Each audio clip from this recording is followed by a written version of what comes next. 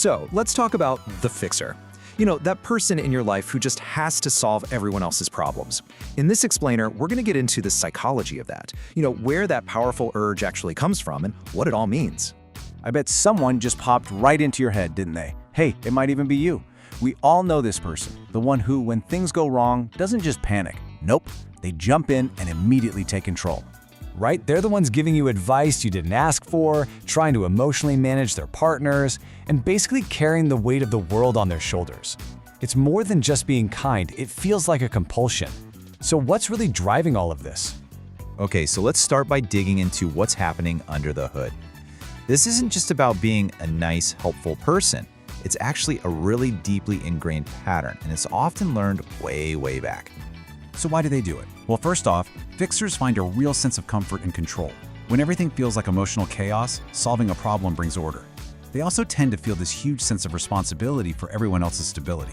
And their brain, it's just hardwired for solutions, not for sitting with messy emotions. They leap right into fixing before anyone's really processed how they feel. And this is a big one. Their self-worth gets all tangled up in being useful. Because of all this, just sitting with an unresolved problem can feel like a total personal failure. Doing nothing is, well, it's torture. To really get this, we need to get on the same page about a few key psychological ideas that you hear thrown around a lot to describe these kinds of patterns. First up, fixer syndrome. This is probably the most direct way to describe it. And listen to the key words here: compulsively, and to manage their own anxiety. See, by focusing on someone else's chaos, the fixer gets a temporary break from their own. It's a way to feel in control, even if it's kind of fake. Now this one takes it up a notch. The savior complex isn't just about solving problems. It's this deep down belief that it is your job to save other people. This can lead to some really extreme sacrifices, stuff that's not even good for you or for the person you're trying to help. And that brings us to the big one, codependency. This is a much broader concept that's often the foundation for all these fixer behaviors. It's this unhealthy, imbalanced relationship where one person's whole sense of purpose is wrapped up in meeting the other person's needs, often to the point of enabling really self-destructive stuff, like addiction or just plain old immaturity. Okay, and this is super important to get straight.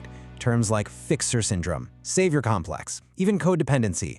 These are not official mental disorders you'd find in the DSM-5. They're just really useful ways of describing a set of behaviors and coping mechanisms that, can cause some serious issues in relationships. So if these are learned behaviors, where do we learn them? Well, the answer, more often than not, lies right in the family system we grew up in. A psychiatrist named Murray Bone had a really brilliant theory about this. He basically saw the family as one big emotional unit, where anxiety gets passed down from one generation to the next. So, to really understand the fixer, you have to look at how their family learned to deal with anxiety. Bowen's whole theory really boils down to two big ideas. On one side, you have emotional fusion. That's when you kind of lose your sense of self in your relationships. You end up just reacting to everyone else's feelings to keep the peace. On the other side, you've got differentiation, which is the healthy goal. That's being able to stay connected to the people you love, but still think for yourself and make your own choices, without getting swept up in all their anxiety. Fixers, they're usually operating from a place of really high fusion.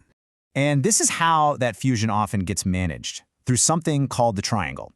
When the tension between two people, let's say two parents, gets to be too much, they'll often pull in a third person, and that person is usually a child.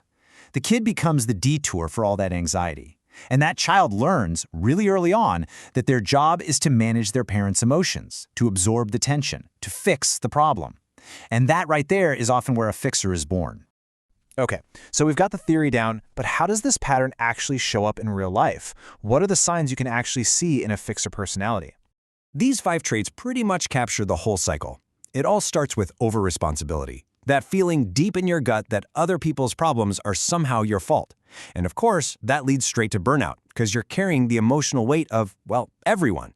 Then comes resentment, when you feel totally unappreciated for all your hard work. And underneath it all, major control issues. It's so hard to just let other people fail and learn for themselves. And finally, this pattern shows up in who they date.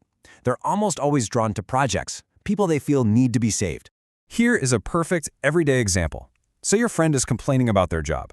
The fixer's response: jump into action, rewrite their resume, send them job links, call a guy you know. You're solving it for them.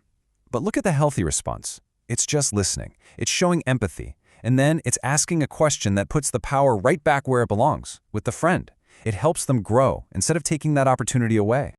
All right, but before we wrap up, it's really important to look at all of this with a little nuance.